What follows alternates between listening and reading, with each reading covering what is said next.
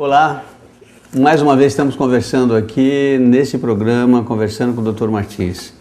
Eu sempre trago gente para falar da área da pediatria, da infância, médicos, outros profissionais da área da saúde, fisioterapeutas, psicólogos, nutricionistas, pedagogos, já trouxe escritores e hoje estou trazendo uma pessoa que trabalha muito nessa área da infância, da juventude, das famílias e que é uma advogada.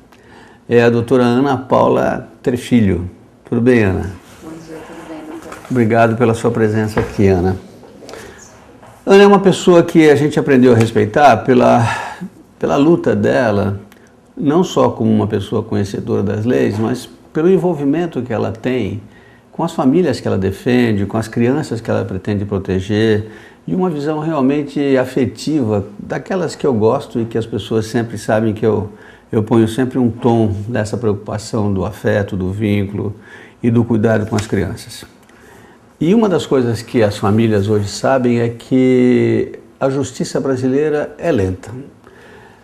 É lenta mais do que em outros lugares do mundo, ou em todo mundo é assim, Ana? Não, aqui no Brasil a situação ela é um pouco mais agravada, é bem mais agravante. Mas quais são as causas dessa lentidão? Por que demora tanto tempo, 8, 10 anos para você decidir, por exemplo, um litígio, uma separação litigiosa, resolver os problemas da família, ver como é que ficam as crianças, enquanto isso elas estão sofrendo, né? E estão tendo problemas emocionais que vão marcar para o resto da vida. O que acontece? O que demora tanto? Começaria pela falta de pessoal mesmo, né, trabalhando no judiciário.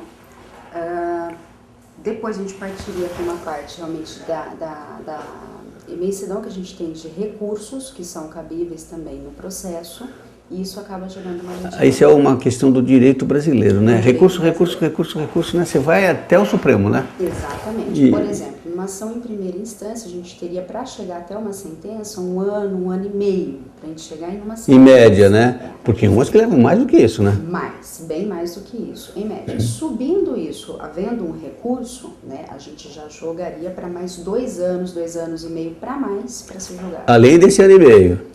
Aí se você ano, recorre ao Supremo...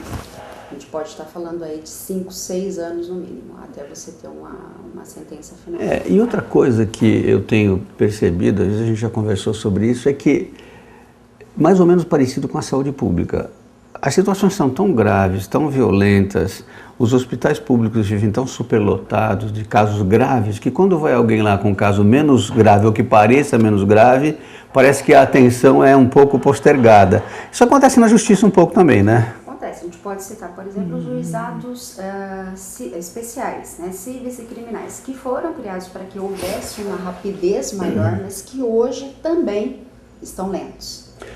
Porque eu te pergunto isso, porque a gente vê o seguinte, às vezes uma família vai lá fazer uma queixa no Conselho Tutelar porque as crianças não seguem a lei, o pai ou a mãe que está com a guarda não obedece à decisão judicial de que as crianças têm que ser vistas a cada 15 ou a cada 20 dias. E aí você vai fazer uma queixa. A impressão que eu tenho é que esses tipos de queixas que são consideradas queixas menores acabam sendo diluídas nos casos de pedofilia, violência, assassinato, crime, barbaridades, como a morte daquele menino do Rio Grande do Sul, Bernardo, lá, que foi uma coisa terrível, né, que foi assassinado, ou outros casos graves contra crianças, né, estupros, pedofilia e tal.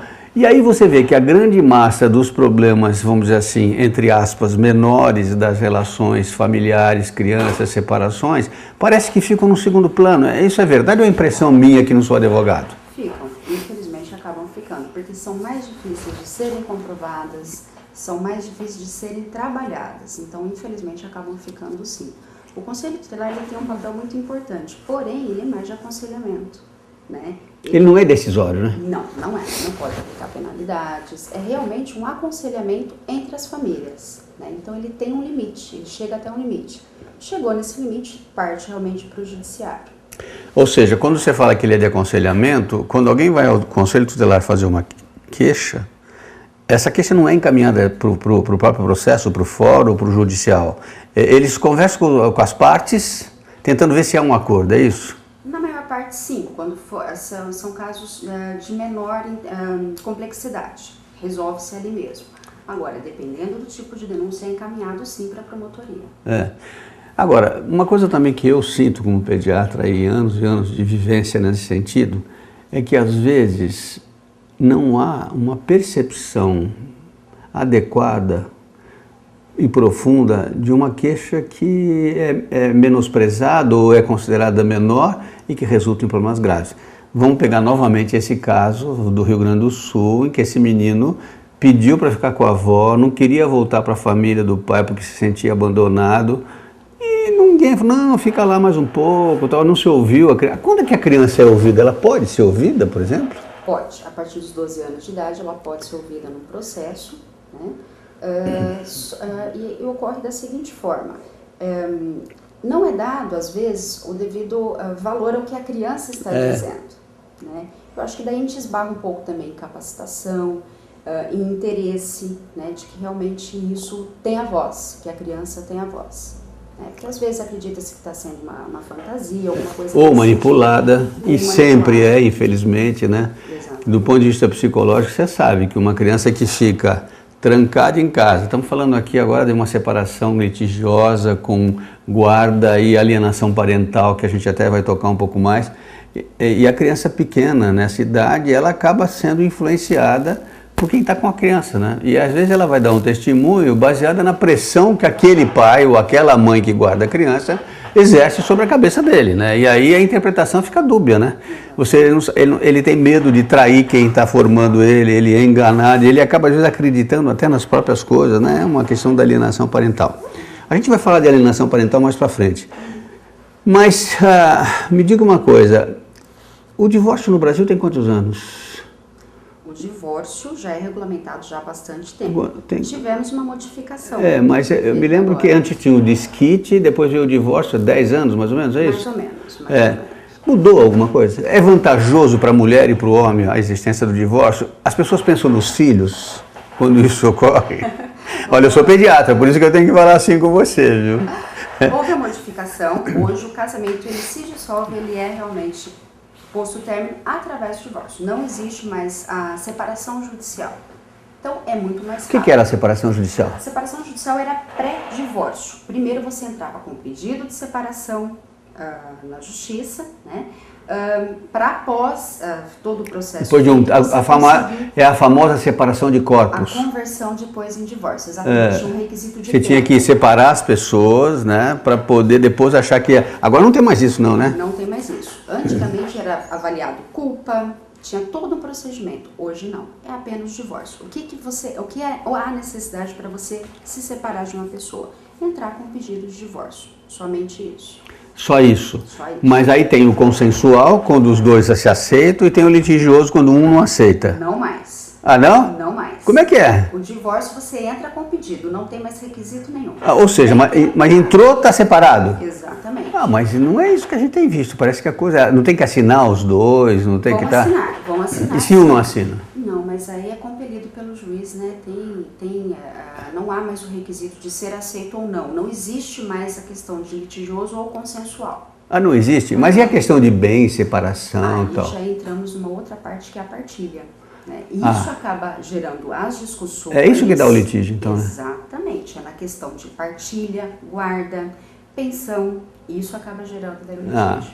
Então, e uma outra coisa, eu sinto isso, por isso que eu estou te perguntando. Uma coisa que eu vejo com muita frequência é que a tendência do judiciário, do legislativo, das pessoas que lidam com a questão legal do divórcio, da separação dos casais, ela fica um pouco distante da questão psicoemocional do desenvolvimento infantil. Eu sempre digo para as pessoas, olha, casa, espera um tempo, não tenha filhos logo, porque se vocês não derem certo, é melhor se separar sem filho que com filho. Porque, Ana, eu vou dizer um negócio para você, 45 anos de pediatria, eu não conheço nenhum caso, mesmo nos divórcios assim mais amigáveis, com as pessoas se dando bem, mamãe e papai, ex-mamãe e ex-papai se beijando na frente dos filhos, que as crianças não sintam alguma coisa. Há sempre um sofrimento pendente, algumas vezes explícita, às vezes não. Às vezes é pior ainda que não é explícita, porque é uma introjeção dessa frustração, às vezes culpa nas crianças, achando que realmente as crianças acham que, no fundo, tem algum tipo de culpa pelos pais se separarem. E uma coisa que eu ouço com muita frequência, até no outro dia tive uma criança que me disse isso. Ele falou assim, sabe o que eu quero ganhar do Papai Noel, tio? Não, o que você quer? Eu queria que meu pai e minha mãe voltassem. Fazia 6 anos que eles estavam separados, ou seja, essa criança não assume, ela não aceita isso. Isso dá para sentir no teu trabalho? Você percebe isso com as crianças? Bastante. Isso é muito comum ocorrer, infelizmente, né? E as pessoas não estão preparadas, porque em uma separação, na maior parte das vezes, o que ocorre? Elas estão preocupadas com elas mesmas. E não vê, no caso, os filhos. Não se preocupa com os filhos. É o que eu quero, o que vai ficar para mim, qual bem fica comigo, qual bem fica com você. E no meio desse caminho aí existem os filhos. Então, e nessa linha, como pediatra, às vezes eu sou consultado para isso, algumas pessoas chegam para mim e me perguntam, eu vejo uma coisa interessante, que é, as pessoas dizem, mas é melhor separar do que ficar em casa brigando, eles vão ver briga e é pior para eles. Em tese mas depende muito do grau, porque às vezes se separa e a briga continua, e fica até pior às vezes, e aí entra a questão da alienação, porque aí as pessoas ficam falando mal do outro, seu pai é isso, sua mãe é aquilo, né? E isso gera todo um comprometimento. Agora, me diz uma coisa, como é que nessa lei do divórcio está estabelecida a questão da guarda? Como é que isso é definido? Quem é que fica com quem e por quê? É só querer, eu quero, ela quer, ou o juiz fala, não, peraí, você vai ficar com o pai, você vai ficar com a mãe. Como é que isso é decidido? No Brasil nós temos 2 tipos de guarda, seria a guarda unilateral e a guarda compartilhada, que são previstos em nossa legislação. A guarda unilateral é quando o pai ou a mãe, o que tiver mais condições, exerce a guarda unilateral. Ele vai ter os direitos e deveres com aquela criança, com o filho. A guarda compartilhada, ela pode ser requerida ou também imposta pelo juiz. Ela pode ser imposta. Mas o que eu vejo é que se um deles não quer, a coisa não anda, né? Se o juiz fala, vai ficar com fulano, ela, não, mas eu quero para mim, aí dá uma confusão danada, né? Sim, aí gera realmente a disputa pela guarda daquela criança. E aí como é que faz isso? Como é que decide isso? Passa sobre todo um processo onde vai ser avaliado, essas pessoas vão passar por uma avaliação psicossocial para ser avaliado qual dos 2 pais possui a melhor condição de atender os interesses da criança. Aí isso vai para o juiz? E ele decide. Vou falar uma coisa aqui, ainda bem que ninguém está nos ouvindo, vou falar baixinho para você. Aqueles processos assim com 5.000 folhas, o juiz lê tudo direitinho antes da audiência, né? Uma audiência que leva 10 minutos, que tem 30 esperando lá fora, e aí ele pega e leu tudo, né? Como é que o juiz decide? Porque é humanamente impossível. Eu não estou falando mal do juiz, eu estou com pena deles. Eu tenho vários amigos juízes e desembargadores. Num congresso que eu participei em São Paulo agora, do Instituto Alana, com desembargador, com promotores, eu falei publicamente isso, ele falou, é verdade, não se lê os processos. As pessoas não leem, você enche de páginas, você dá depoimento, você escreve e tal, e o juiz vai lá na hora pelo jeitão, é verdade isso? Ele tem a prova técnica, né, que ele vai se basear, vamos supor, numa disputa onde houve uma avaliação psicossocial, ele tem aquela prova técnica que, a princípio, é o que vai embasar a decisão dele. Mas é lógico, fica humanamente impossível que ele leia. Um processo que tenha 4, 5 volumes é muito difícil. E depois o excesso de audiências, né? Teve uma pessoa que me disse que às vezes numa tarde você tem que ter 30, 40 audiências, não sei se é isso. Pode acontecer, né? Não chega, doutor, mas é menos, né? Mas é um volume... Quanto é menos? 10? Em quantas horas? Para cada audiência, vamos colocar que seja uma meia hora. Dá meia hora por audiência? Mais ou menos. Nessa hora você tem que ouvir os 2 lados, tem que ouvir testemunho, ouvir o promotor, ler e decidir. Abre primeiro para conciliação. É difícil, não houve né? conciliação, parte para essa É parte. difícil, infelizmente. Eu sei que o judiciário sofre tanto quanto a medicina para resolver problemas, porque o mundo do terceiro mundo é muito complicado, né? Não tem tempo e tal. E aí vem as coisas que a gente teme, né? Que essas coisas possam avaliar, né? Você na tua experiência, você é a favor da guarda compartilhada? Você acha que pai e mãe guardando é melhor do que um só guardar e ter visita técnica? Como é que você vê isso? Minha opinião pessoal, eu acredito que a guarda compartilhada ela é melhor. Por quê? Não fica a guarda apenas com um dos pais, né, como uma moeda de troca. Então você retira... Mas aí eles precisam se entender bem, os pais. Não necessariamente, doutor. Não necessariamente para que haja sucesso aí da guarda compartilhada. Subentende-se, lógico, que ela seja de comum acordo. Mas nos casos também onde há litígio, a guarda compartilhada ela pode ajudar. Porque retira o poder daquele pai de ele apenas deter toda a responsabilidade, todos os direitos e deveres com aquela criança, distribuindo isso para os dois. Então, ele não tem aquela, como se fosse aquela, a desculpa, né? Eu sou o detentor da guarda. Agora, na guarda compartilhada não depende muito desse bom comportamento e bom diálogo entre as partes, porque se a guarda é compartilhada, não tem a lei que fala, não, agora vai para o pai, agora vai para a mãe. Aí, se o pai resolve, não vai lá com a tua mãe, não vai. Aí, isso é porque depende muito das pessoas. Esse é o grande problema, na minha opinião, da vara de família e da questão das crianças, porque o que eu percebo, o que eu sinto, o que eu vejo no meu dia a dia profissional é que quando há uma separação, sobretudo se ela é litigiosa, se ela vem com mágoa, se houve traição, ou se houve doença mental num dos dois, ou se a situação...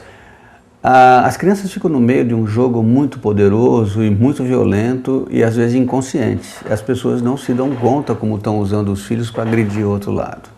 E aí, o que acontece é que as pessoas não obedecem, né? Então, você deve ter visto muito isso e ouvido demais. Está lá uma decisão judicial, a cada 15 dias vai ficar com o pai.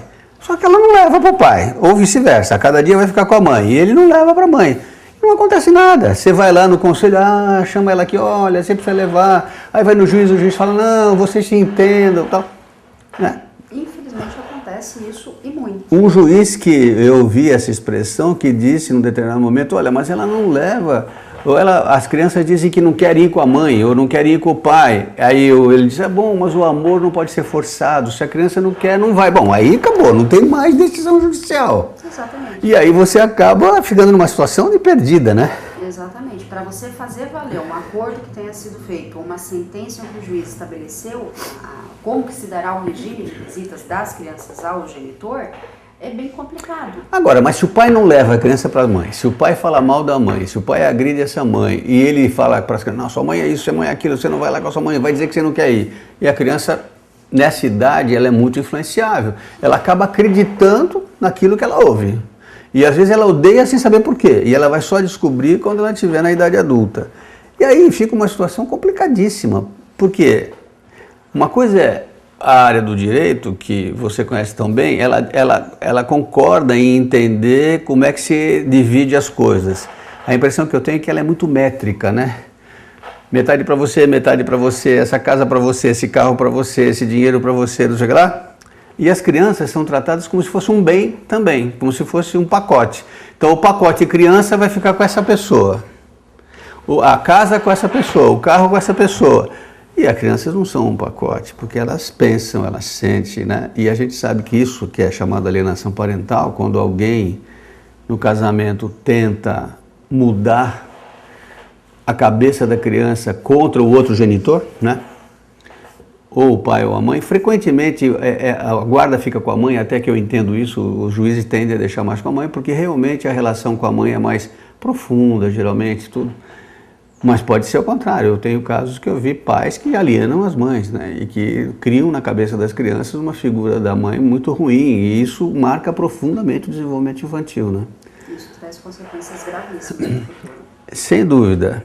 Agora, no que eu não entendo é como é que a gente pode, num determinado momento, sensibilizar a cabeça dos decisores, dos promotores, dos juízes, dos desembargadores sobre isso. A impressão que dá é que eles não entendem em profundidade, ou não é que não entendem, é que não tem tempo de pensar nesse lado da alienação. Você sente assim também? Bastante. A lei de alienação parental ela é muito nova, ela é de 2010. 2010, né? Está até aqui, você trouxe uma cópia, né? Trouxe. É a lei, só para quem está vendo aí, anotar, para procurar, ela dispõe sobre alienação parental, altera o artigo 236 da lei. Ela está alterando um artigo de 13 de julho de 90, né? Essa lei é número 12.318, 26 de agosto de 2010, né? E tem mais, e depois aqui, em 13 de julho, era de 13 de julho de 1990, né, a original. Ela artiga o artigo 236 da lei número 8069, é isso? Ela faz essa alteração, mas ela dispõe, ela foi realmente regulamentada em 2010. E eu vou ler para vocês o que a Ana me trouxe aqui. Olha só, artigo 2º dessa lei 12.318. Considera-se ato de alienação parental a interferência na formação psicológica da criança ou do adolescente promovido ou induzida por um dos genitores, pelos avós ou pelos que tenham a criança ou adolescente sob a sua autoridade. Guarda ou vigilância para que repudie genitor ou que cause prejuízo ao estabelecimento ou à manutenção de vínculo com este. Essa lei aqui é muito séria, mas parece que no Brasil ainda não está sendo muito levada a sério, tá? Há um pouco de resistência na aplicação da lei de alienação parental. E o que ocorre? Também falta de capacitação. Como nós temos a lei aqui, ela prevê que o profissional que vai fazer um estudo psicossocial com as partes, com os genitores e com as crianças, ele tenha que ser habilitado em alienação parental. E aí nós esbarramos nessa dificuldade. Infelizmente, o número de processos são grandes, a equipe normalmente possui pequeno número de profissionais e não há essa capacitação para que realmente seja investigado a questão da alienação parental. Porque tem muitas vezes que a alienação ela é muito sutil. Então, ela quase sempre, Ana. Exatamente, então tem que ser muito bem investigada. E o profissional ele tem que estar habilitado para justamente aí investigar e conseguir detectar a alienação parental. Perfeito o que você colocou. Ela é sutil realmente. É mais parecido com o ciúme, é meio sutil assim, mas é violento, né? Quando ela atua, cria problemas graves. E você citou aí uma coisa fundamental, que são os prejuízos, né? Os trabalhos mostram que crianças que vivem em casa sem muito vínculo, sem muito afeto, com pais e pais se agredindo, se magoando, em que o pai ou a mãe exercem uma pressão constante, jogando as crianças contra o outro, pressionando, inventando, e mais, que me aborrece muito, e eu vejo como as crianças sofrem. Quando o pai ou a mãe tem uma nova companheira, o que é muito frequente e até certo ponto esperado, às vezes as crianças são induzidas a achar que aquele novo companheiro é o verdadeiro pai ou a verdadeira mãe. E o genitor que está alienando quase que força a barra para aquele novo personagem assumir o papel de pai ou de mãe. E ele não é. Pai é um só, mãe é uma só. Biologicamente falando, né? Aí fala, não, mas é o que cuida. Não, mas é diferente. Tem uma coisa que você pode até não gostar, mas você tem que entender que ele tem o direito de ver as crianças. Na mesa redonda que eu participei em São Paulo, lá com os monitores e com os promotores e tal, quando acabou, um pessoal do Conselho Tutelar de várias cidades estavam lá e gostaram muito, mas uma senhora veio conversar comigo, que é uma conselheira tutelar, e disse, uma mãe não deixava o filho ir com o pai, porque ele brigava com a mãe muito. Aí o pai entrou com uma busca e apreensão e pegou o menino. Aí eu fui no juiz e mostrei que não podia fazer isso e tal. Quer dizer, a própria pessoa do Conselho Tutelar estava entendendo diferente. Não é porque o pai é ruim ou a mãe é ruim que eles não têm o direito de ver o filho, porque a briga é entre o pai e a mãe, não é entre o pai e o filho, nem a mãe e o filho. Então, você tem que ver essa diferença, você não acha isso? Mas é difícil, né, Ana? Como é que você prova isso, hein? É bem complicado. Na parte realmente de um processo judicial, onde você entra com um pedido de reversão de guarda com base na alienação parental, a produção de provas ela é muito difícil quando ela é feita de forma mais sutil, né? Como comprovar que aquela criança não quer ir em visita ao pai ou à mãe, né? Por algum outro motivo que não seja apenas a vontade dela, não quero ir. Né? Como comprovar que é feito um trabalho todo psicológico, uma pressão psicológica pelo genitor que detém a guarda, no sentido de que aquela criança não queira ver o pai ou a mãe. Isso é muito complicado. Então, na parte realmente de um processo, né, isso se torna bem complicado, mas não impossível. Por isso que nós temos daí, no caso, a prova técnica, que é para ser detectado justamente essa pressão, essa parte psicológica sobre essa criança. Mas o que é interessante é que nas provas técnicas, já tive chance de ver, as pessoas ficam em cima do muro. As pessoas não se posicionam, é inacreditável. Sempre a conversa é assim, não, eles têm que se entender, o pai e a mãe têm que se entender, não vamos tomar posição, não vamos dizer que esse é ruim e esse é bom, e não se entendem. Exatamente. Quer dizer, você não consegue mudar a cabeça das pessoas e a violência continua, né? E aí você tem distúrbios emocionais, distúrbios escolares, dificuldades de aprendizado, doenças físicas, infecções, depressão infantil. Eu vi no outro dia um artigo, 15% das crianças entre 8 e 14 anos neste país têm algum traço de depressão. 15%. Crianças. Ou seja, isso tem muito a ver com essa vida maluca, né? E essa vida sem família. Quando você vê, por exemplo, violência nas casas de menores, crianças que matam e tal. Por quê? Porque tiveram uma vida violentíssima, né? Quer dizer, aí você vê a discussão do ECA, do Estatuto da Criança e do Adolescente. Eu até me manifestei no outro dia e conheci de perto o Munir Curi, que é um dos promotores que mais lutou pelo Estatuto da Criança e do Adolescente. O pessoal discutindo mudar o ECA assim, vamos aumentar o tempo de prisão. Em vez de liberar os menores em 3 anos, vão ficar até 26 anos na cadeia. Não é essa a solução. O buraco está em outro lugar, né? Você tem que mudar os primeiros anos de vida, aquela família. E essa criança já está numa família assim, porque essa família também foi alienada no passado, também viveu uma situação péssima, sem amizade, sem amor, sem carinho, sem recursos, né? E aí vem anos e anos e décadas de crianças que vão sendo sempre maltratadas, violentas e a criminalidade aumenta. Eu sempre escrevo que a gênese da violência está na infância. Você concorda com isso? Concordo plenamente. Tem a ver com alienação parental? Tem a ver também com alienação parental. Ana, uma outra coisa que eu ia te perguntar. Qual que é o papel da escola e da família nessa questão das decisões em relação a esses problemas da alienação e das separações das famílias? As escolas, né, os professores estão em um contato muito maior com aquela criança. São, às vezes, até os primeiros a notar que alguma coisa está errada. Só que, infelizmente, na prática, a gente tem muita dificuldade de um posicionamento, de um comprometimento também por parte dos colégios, das escolas, no auxílio para que aquela situação de alienação ela seja realmente exterminada. Né? Mas não é o que a gente vê, né? Não é o que a gente vê. Você não tem tido sucesso com as escolas? Não. Infelizmente, eles se omitem nesse posicionamento. E o que poderia gerar realmente uma ajuda muito grande nessa parte de produção de provas. Né? O auxílio do professor, do colégio realmente emitindo uma declaração, seria de grande valia nesse tipo de disputa, nesse tipo de processo. Mas a conduta dele não é a mesma que a gente vê no conselho, que a gente vê no juiz, que a gente vê no promotor. Ah, deixa eles se entenderem, não vamos tomar, precisa ver os dois lados. Essa conversa é a conversa mais frequente, as pessoas não se posicionam, né? Neutralidade. Só que nessa neutralidade, o que as pessoas têm que entender, quem está sendo prejudicado são as crianças. É claro, e isso leva a um sofrimento muito grande, né?